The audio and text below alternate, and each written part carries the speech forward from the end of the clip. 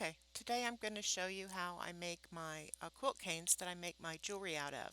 So I first start by extruding different colors of the clay through a clay gun and a square, in this case, a square cane, a square die. And it's looks like it takes a really long time to do, but normally I have it motorized so it happens very quickly. And so I do that to all the colors that I need. Now I'm just going to straighten them out a little bit and cut them into some manageable lengths.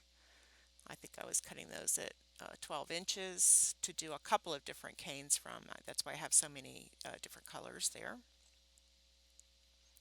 And I'll keep doing that until I have everything manageable. And then what I'm going to do is I'm going to bring out my design that I've already graphed out through a design process. And I'm going to start taking those strips of square clay and I'm going to put them together just as my outline has right there. And I'm using these acrylic rods so that it keeps everything very straight and neat. And I'm just going to keep on piling up each layer until I have the entire cane done. And how many, whatever size of the square die that I use to extrude it from decides how big the cane is going to be. Most of the time I start around 2 to 3 inches long and about an inch and a half wide. So there it is all finished. So the first thing I have to do is I need to go in now and I need to press down and make sure that there is no air trapped between any of those layers or any of those extrusions of clay. So I'm pressing down on it really hard with a flat piece of lucite so that I don't, my hands don't leave bumps in it anywhere. And I need to make sure that I get every side of it done. The really important thing with reducing a cane is keeping the corners square. So just like as when you're sewing. So I'm using 2 pieces of thinner lucite here to make sure that my cane is really, really square before I start the reduction process. And there's several ways you can go about it. Here I'm using an acrylic roller. My finger is pressed against it because at this point I'm not really looking to lengthen it. I'm just trying to, again, square up all those edges. So now I'm going to come in and I'm going to start pressing really, really hard with those 2 pieces of lucite. The whole idea behind cane reduction is that you want to press and stretch it to reduce the size of it. Here's where I use my hands. I start in the middle and I kind of press my way out.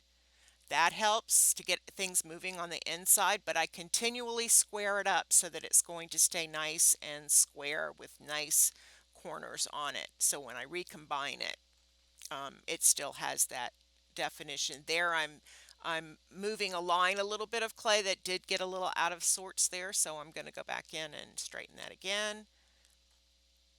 And it's great because I have the lines of the design that are also helping me to make sure that it stays nice and straight. Here I'm going to start wiggling it a little bit and pulling at the same time. Again, the outside gets warmer quicker than the inside does, so I'm trying to wake up those little inside bits of clay and get them at the same temperature. And in a normal process of doing one of these, I would let this cane rest a lot. I would do a little bit, then I'd go off and I would do something else so that the layers of clay can all get to the same temperature again. So now I'm going to cut off a portion of it that I'm going to keep at this size so that if I need to reduce it down again, I have that I can use to reduce down. Each different type of earring or brooch or necklace takes really a different size cane, so that's why I'm going to cut it up into pieces along the way.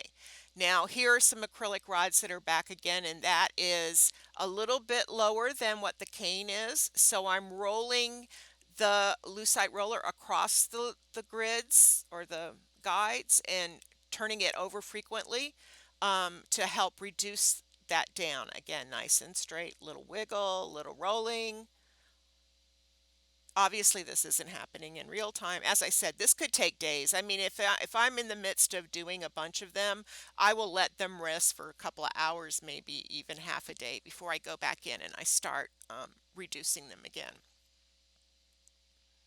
You can see that one edge there, the left-hand side, got a little wonky. And that's because I wasn't letting it rest as much as it should. Now you can see how much smaller that design is getting. And because the colors are inherent in the polymer clay, that design is going to stay there no matter how small I make it. I also switch it around. You might see me flip it every once in a while, like I did there, because your dominant hand is going to affect it a little bit. You might give more pressure on one side than the other, so I flip it quite frequently so that I keep getting an extra um, insurance. Now you can see it's really moving quickly. That's because everything is nice and warm and moving around there.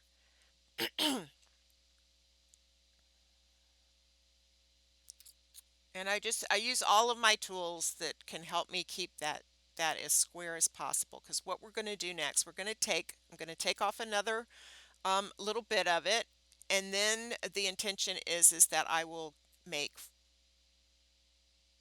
smaller strips of this that I can then combine into a four square.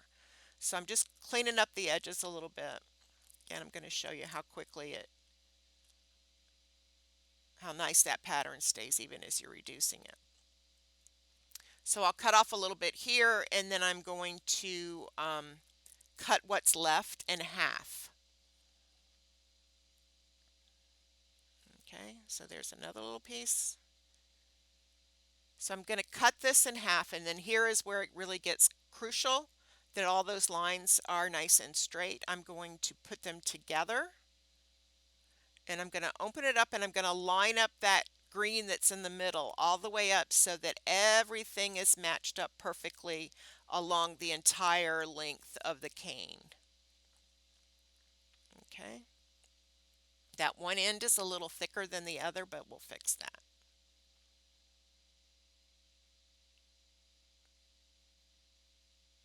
Okay, so I'm making sure everything is lined up nicely. I want to make everything the same height, so I'm kind of rubbing it with that acrylic piece to help make sure that it's really level. A roller or your hands at this point could leave little bumps in it, so we're not going to use that. Okay, so now I'm going to cut it in half again, and now I'm going to create the four square. And again, I'm going to be very careful to match everything up, going all the way up and down the cane. Match those up in the back. And now I have my four square. And then I can go in and I can add borders to create the earrings. And there you go. Thanks for watching.